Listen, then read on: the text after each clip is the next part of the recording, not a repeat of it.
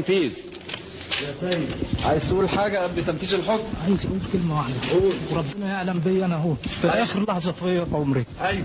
ان اخويا الرابع المتهم الرابع اقسم برب العزه ان هو ما يعرف اي حاجه. طيب. والله. عايز تقول حاجة تاني؟ أول حكم بالإعدام يتذاع على التلفزيون المصري، وده من بشاعة اللي عملوه، ولأنها كانت قضية رأي عام في وقتها هزت مصر كلها. أنا إبراهيم جلال، وده مسرح الجريمة. جريمة النهاردة بتبدأ سنة 1997 في منطقة مدينة نصر في محافظة القاهرة. عيلة المهندسة نانيس والمهندس هاني وطفل اسمه أنس وطفلة اسمها هديل، وكانت حياتهم طبيعية ومستقرة جدا لحد ما في يوم بتقترح المهندسة نانيس على جوزها إن هما يغيروا دهان البيت لأنه قدم والأولاد بهدلوا الحيطان، فبيوافق المهندس هاني على اقتراح زوجته إن هما يجيبوا نقاشين يدهنوا البيت. وفعلا في يوم المهندس هاني جاب 3 نقاشين عشان يشوفوا الشقة هتحتاج ايه وهتكلفهم كام بالظبط، وفعلا بدأوا يعينوا البيت واتفقوا على كل حاجة، وبتطلب الصناعية دي عربون قبل ما يبدأوا الشغل، وإنهم هيبدأوا شغل بعد يومين. ولما بتدخل المهندسة نانيس أوضة نوم عشان تجيب الفلوس للصناعية، بيعرفوا ال3 كلاب دول إن هما بيشيلوا فلوسهم في أوضة النوم، وإنه باين عليهم إن هما مرتاحين ماديا، فبيقرروا إن هما يسرقوا العيلة دي. وبعد يومين تقريبا بيبدأوا شغل في الشقة، وبعد أسبوع بيخلصوا الشقة.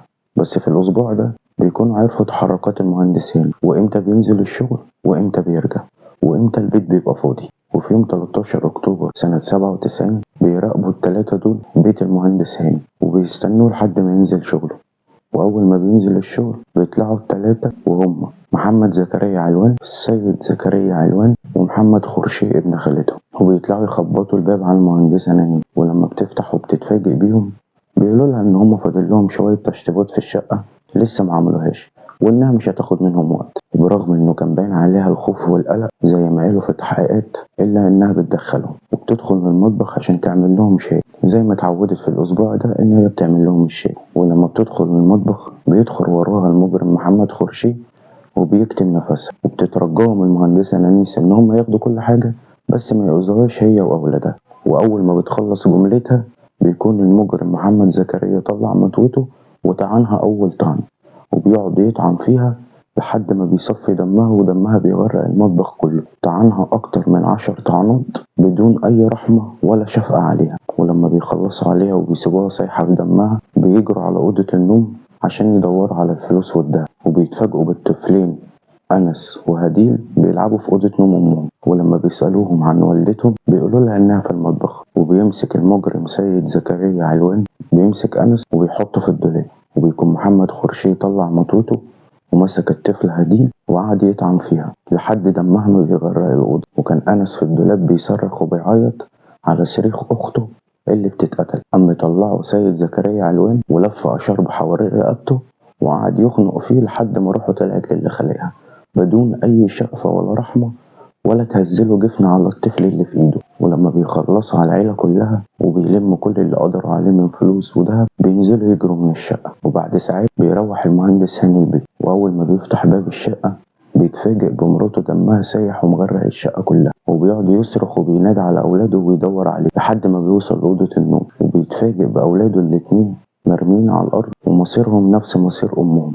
وبيتصدم المهندس هاني وبيقعد يصرخ بأعلى صوته وبيلم الجيران عليه وبيتصلوا بالشرطة. ولما بتوصل الشرطة وبيبدأ التحقيقات بيقول لهم المهندس هاني إنه كان عنده صناعية شغالين في الشقة من أسبوع تقريبا، وبيقول لهم على مواصفاتهم وأسمائهم. وفعلا بعد تحريات رجال الشرطة بتقدر إنها تقبض عليهم، وبعد التحقيق معاهم بيعترفوا بارتكابهم الجريمة وبيعيدوا تمثيلها وبيتحكم عليهم بالإعدام بقرار مباشر من الرئيس الأسبق والراحل محمد حسني مبارك. وبيؤمر الرئيس الأسبق محمد حسني مبارك إن الإعدام ده يكون متذاع على التلفزيون ومباشر عشان يكونوا عبرة لأي حد يفكر يعمل شبهه. السجون اليوم 21/4 موعدا للتنفيذ. يا سيد، عايز تقول حاجة قبل تنفيذ الحكم؟ عايز اقول كلمه واحده. قول. وربنا يعلم بي انا اهو في اخر لحظه في عمري. ايوه. ان اخويا الرابع المتهم الرابع اقسم برب العزه ان هو ما يعرف اي حاجه. طيب. والله. عايز تقول حاجة تاني؟ لا، عايز اخلي بس اخواتي ربنا يسامحوني وجوز اختي خلي بالي بينهم، اخواتي البنات. طيب. ورجاء أشهد أن لا إله إلا الله اشهد لا اله الا الله وحده لا شريك له وحده لا شريك له وأشهد أن محمدا عبده ورسوله واشهد ان محمد رسول الله. تبت إلى الله تبت الى الله ورجعت إليه. ورجعت اليه. مش عايز تقول ولا حاجة حتى لربنا؟ دعاء، حتى دعاء.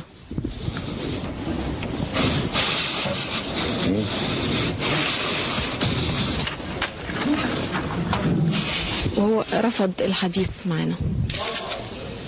أشهد أن لا إله إلا الله أشهد أن لا إله إلا الله وحده لا شريك له وحده لا شريك له وأشهد أن محمدا عبده ورسوله. وأشهد أن محمدا عبده إلى ورسوله. الله تبت إلى الله ورجعت إليه. ورجعت إليه. وده اللي يستاهلوه ويستاهلوا أكتر منه مليون مرة. وبيقولوا المجرمين دول في التحقيقات إن حجتهم كانت إن هم مديونين وعليهم فلوس كتير، وكان في 1000 طريقة و1000 حل غير إنك تقتل عيلة بريئة ملهاش أي ذنب في حياتك الفاسدة. وحسابهم في الدنيا كده كان خلص، بس حسابهم قدام رب العالمين لسه منتهاش. وكان معكم إبراهيم جلال. السلام عليكم.